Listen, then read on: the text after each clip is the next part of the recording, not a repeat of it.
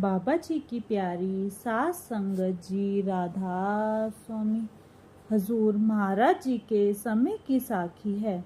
भारत के बंटवारे की समय की बात है। उस वक्त मैं एक डिस्ट्रिक्ट पुलिस के पद पर नियुक्त था।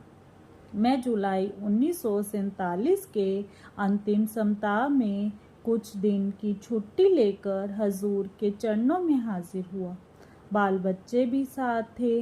देश के खराब हालात को देखते हुए मैंने हजूर से पूछा कि नौकरी पर वापस जाऊं या नहीं। हजूर ने कुछ सेकंड के लिए आंखें बंद कर ली और कुछ सोचने लगे। फिर फरमाया, अच्छा, जो होगा देखा जाएगा। नौकरी पर चले जाओ, लेकिन बाल बच्चों को साथ मत ले जाना। गुरु को हमेशा याद रखना, वह तुम्हारी रक्षा करेंगे। मेरी जंग लौटने पर वह लूटमार व दंगे हो रहे थे। चारों ओर आतंक छाया हुआ था। 15 अगस्त को देश का विभाजन हुआ। मैंने हिंदुस्तान में नौकरी करने का चुनाव किया था, लेकिन मुझे अपने उच्च अधिकारियों की ओर से कोई आदेश न मिला। जंग में स्थिति इतनी भयावह हो गई कि एक दिन मैं अपने मकान के अंदर बंद हो गया और भाग्य की ओर देख रहा था कि अब क्या होता है। पुलिस के जवान भी इस लूटमार में खूब भाग ले रहे थे। 25 अगस्त 1947 की सुबह मेरे मकान पर एक हिंदू सिपाही आया और प्रार्थना करने लगा कि उसकी पत्नी व बच्चे बहुत खतरे में हैं, उनकी जान बचाई जाए। मैंने उनको बचाने के लिए अपने मकान का दरवाज़ा थोड़ा सा खोल दिया। मेरा दरवाज़ा खोलना था कि एक बड़ा झुंड मेरे मकान के अंदर घुस आया। उनके पास लाठी, तलवार और अन्य खतरनाक हथियार थे। उन्होंने मेरे मकान को लूटना शुरू कर दिया। 2 कांस्टेबल जो मेरे साथ काम कर चुके थे मेरी ओर इशारा करके बोले कि पहले इस सिख की बोटी बोटी उड़ा दो। उस वक्त मेरे होश हवास उड़ गए। ठीक उसी समय सतगुरु दीनदयाल का स्वरूप मेरे सामने प्रकट हुआ और उन्होंने फरमाया, सरकारी पिस्तौल तुम्हारे पास है, उसे निकाल कर सबको डरा दो, तुम्हारा बाल भी बाका ना होगा। मैं मेज़ पर चढ़ गया। अपनी सरकारी पिस्तौल तान कर मैंने हवा में गोलियां चलाई। गोली चलते ही सभी उपद्रव भाग गए। मैंने फिर मकान का दरवाज़ा अंदर से बंद कर लिया। 2 घंटे के बाद फौज का हथियार बंद दस्ता आया और मेरे मकान पर घेरा डाल दिया। उस फौजी दस्ते के अफसर ने मेरे हथियार ले लिए और मुझे हत्या के जुर्म में गिरफ्तार कर लिया। मुझे सीधा जेल ले जाया गया और एक बैरक में अकेला बंद कर दिया गया। मुझे उम्मीद थी कि मेरे दोस्त जो मेरे साथ ऊंचे पद पर हैं शायद वह मेरी सहायता करेंगे, लेकिन यह नहीं हो पाया।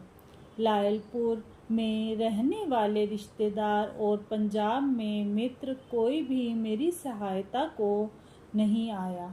पूरे पंजाब में दंगे शुरू हो गए थे और हिंदू व सिख पाकिस्तान से, मुसलमान हिंदुस्तान से जान बचाकर भाग रहे थे। मैंने जेल अधिकारियों से अपील की कि मुझे अदालत में पेश किया जाए। जवाब मिला कि तुम्हारा अदालत में पहुंचना भी मुश्किल है, रास्ते में ही लोग तुम्हें मार देंगे। सतगुरु की दया से मुझे नाम तो 1936 में मिल गया था, परंतु ना तो मैंने भजन किया था, न अंदर कोई रस आई थी। सूरत भला कैसे सिमटती। इतने महान सतगुरु मिले, परंतु मैंने कोई सेवा ना की, ना गुरु से प्यार किया और ना उनके हुक्म की तामील की। सितंबर के अंतिम दिन थे। गहरी चिंता व घबराहट की हालत में सोने के लिए बने हुए मिट्टी के चबूतरे पर लेट गया। अंदर से जार जार रो रहा था, बेहद दुखी था। अचानक क्या देखता हूँ कि हजूर महाराज जी अपने आकर्षक सुंदर स्वरूप में मेरे सामने प्रत्यक्ष खड़े हैं। आंखों से प्रेम की नूरी किरणें निकल रही है। अपने मधुर स्वर में फरमाया, घबराने की जरूरत नहीं, सब ठीक होगा। यह फरमाकर तुरंत अदृश्य हो गए। मैं हैरान था कि बात क्या है। मैं सो नहीं रहा था, इसलिए यह स्वप्न नहीं हो सकता था। खैर, इस घटना से मुझे धीरज बंधा, घबराहट बहुत कम हो गई और दिल में कुछ शांति आई कि सतगुरु मेरे साथ हैं। कुछ दिन बाद समाचार मिला कि भारत और पाकिस्तान की सरकारों में कैदियों के तबादले को लेकर बातचीत चल रही है और मुझे दिल्ली के एक मुसलमान डॉक्टर के एवज में, जिन पर हत्या का आरोप था, रिहा करके हिंदुस्तान भेजा जाएगा। मैं बहुत खुश हुआ। जब से हजूर महाराज जी ने दर्शन दिए, मैंने सिमरन भजन में बैठना शुरू कर दिया।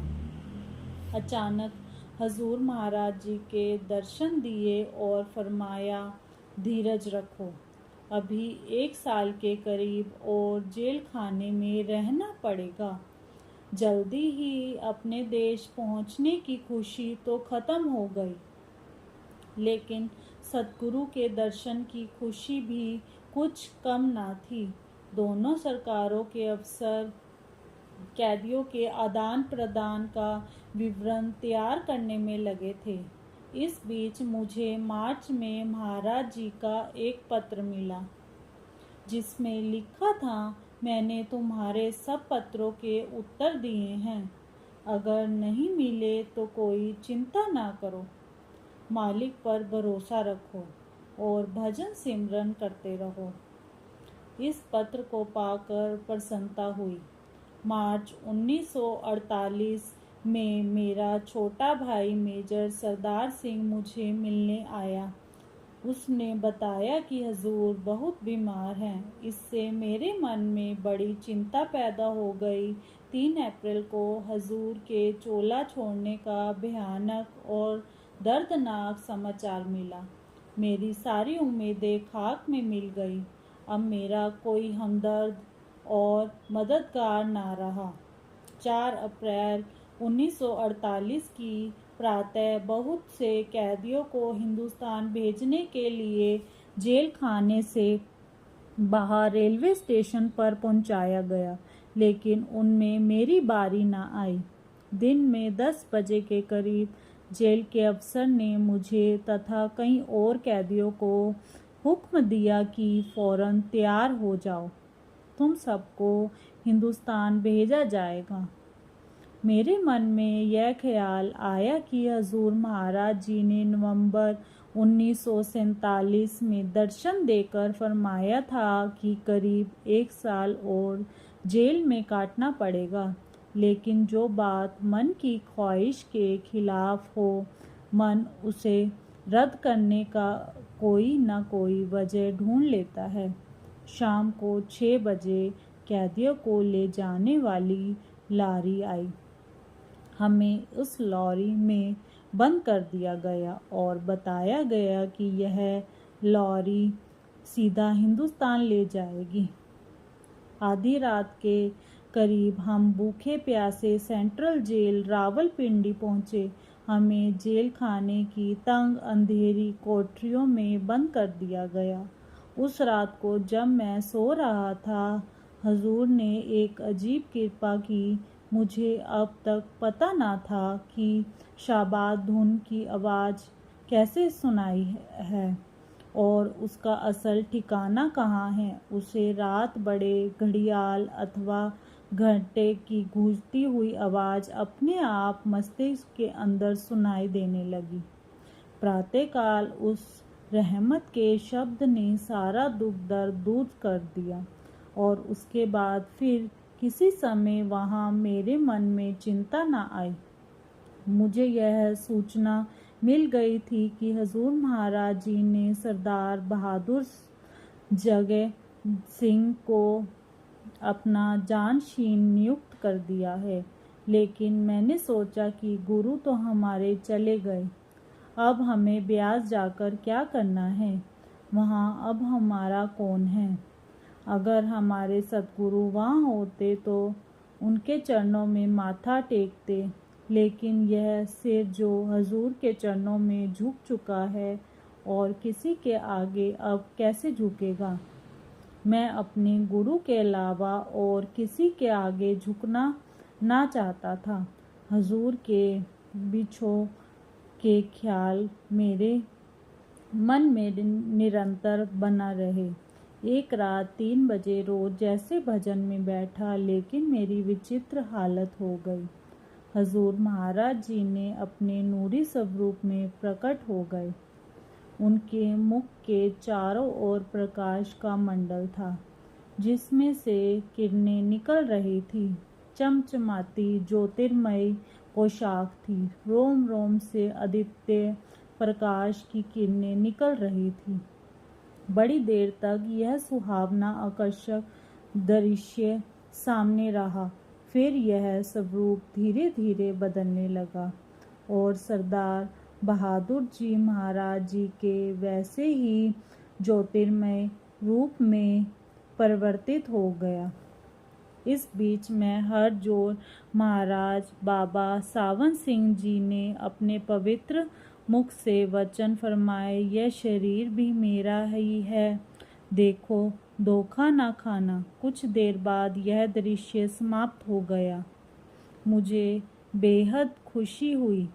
मैं फूला ना समाता था। मेरा रंग बदल गया, मेरा भाग्य पलट गया, सब दुख भूल गया। अब तो यही कामना थी कि जल्दी से जाकर हजूर सरदार बहादुर जी के चरणों में सिर रख दूं। आखिर 4 नवंबर 1948 को हमें लाहौर से फिरोजपुर लाया गया और वहाँ मुक्त कर दिया गया। फिरोजपुर से मैं सीधा ब्यास हजूर सरदार बहादुर जी महाराज के पवित्र चरणों में माथा टेकने पहुँचा और उनके दर्शन करने का सौभाग्य प्राप्त हुआ। हजूर मुझे बड़ी दया और कृपा के साथ मिले। शाम को मैं सत्संग में हाजिर हुआ। यह 5 नवंबर 1948 की बात है। हजूर सरदार बहादुर साहब जी ने सत्संग शुरू किया। मैं बिल्कुल सामने बैठा था। क्या देखता हूँ कि तख्त पर सरदार बहादुर जगत सिंह जी महाराज के बजाय हजूर बाबा सावन सिंह जी महाराज के स्वरूप में विराजमान है। मैं हैरान रह गया। आंखों में आंसू भर आए। साथ ही ऐसी खुशी और प्रसन्नता हुई कि कुछ कह नहीं सकता, क्योंकि सरदार बहादुर सिंह जी ही महाराज सावन सिंह जी का रूप हैं। यह मेरी खुशी का ठिकाना नहीं। राधा स्वामी।